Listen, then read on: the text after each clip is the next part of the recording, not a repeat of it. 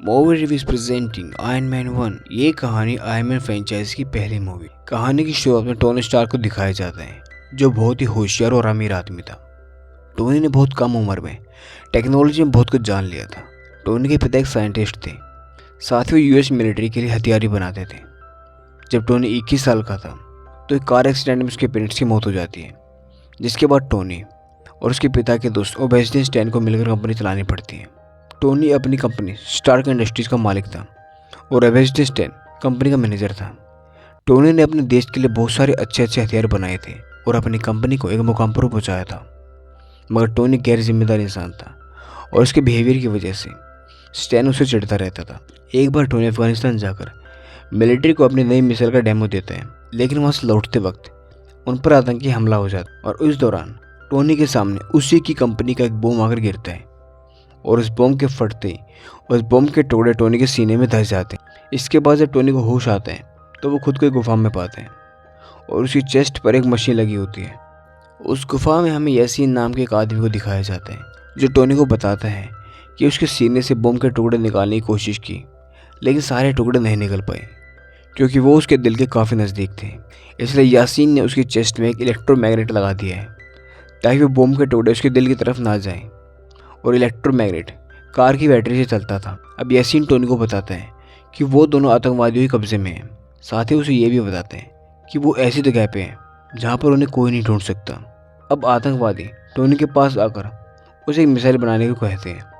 साथ ही ये भी कहते हैं कि अगर वो मिसाइल बना देगा तो वो उसे वहाँ से जाने देंगे, लेकिन टोनी को पता था कि आखिर में उसको मार ही डालेंगे। इसलिए वो मिसाइल बनाने के बहाने वहाँ से निकलने का जुगाड़ बनाते हैं। उन आतंकवादियों के पास स्टार्क इंडस्ट्री के सारे हथियार थे जो कि टोनी ने बनाए थे, और वो सब टोनी को बिना बताए बेचे गए थे। टोनी उन हथियारों को यूज़ करके एक आर्क रिएक्टर बनाता है, जिससे इलेक्ट्रिक जनरेट करने वाला डिवाइस कहते हैं, जिसका इन्वेंशन टोनी के पिता ने किया था। दरअसल टोनी के पिता ने एक बड़ा आर्क रिएक्टर बनाया था जिससे फैक्ट्री को पावर मिलती थी, पर टोनी ने इसी आर्क रिएक्टर को छोटे रूप में बनाया ताकि वो अपनी चेस्ट से उस बैटरी को हटा सके। ये रिएक्टर इतना पावरफुल था कि कई सालों तक उस बम के टुकड़ों को उसके दिल तक पहुंचाने से रोक सकता था। टोनी ने इस रिएक्टर को सिर्फ पावर के लिए नहीं बनाया था। टोनी और यासीन ने एक आर्मर तैयार किया था जिसे वो रिएक्टर से पावर दे सके।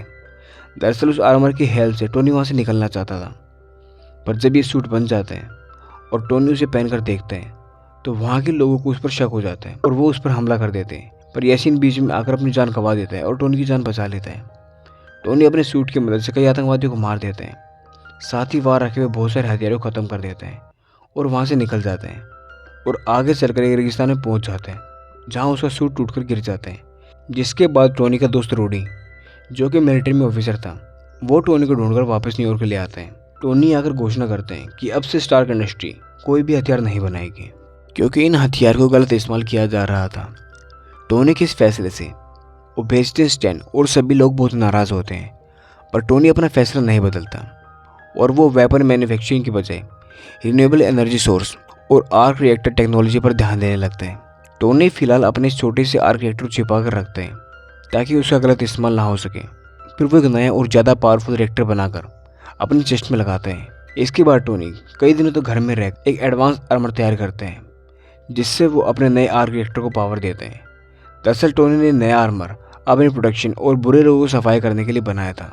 कुछ दिनों बाद टोनी एक चैरिटी इवेंट में जाता है जहाँ उसे पता चलता है कि अभी भी उसकी कंपनी के हथियार आतंकवादियों को सप्लाई किए जा रहे हैं, जिसकी मदद से वो गांव के लोगों पर जुल्म कर रहे हैं।